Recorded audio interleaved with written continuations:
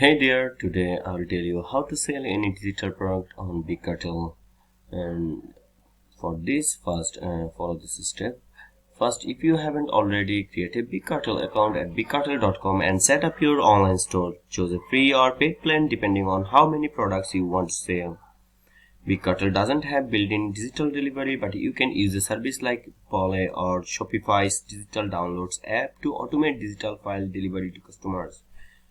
Go to your Big Cartel dashboard, click on apps and search for Pule or another digital delivery app. Sign up and connect it to your Big Cartel store. Upload your digital files. Once a customer makes a purchase, they will automatically receive a download link via email. Then add your product to your Big Cartel store. Go to products and click add a product. Upload a cover image and write a clear title and description. Set the price and select digital product if using a digital app. Make sure your inventory is set to unlimited since it's a digital file. Save and publish your product. Now that your digital product is live, it's time to start making sales.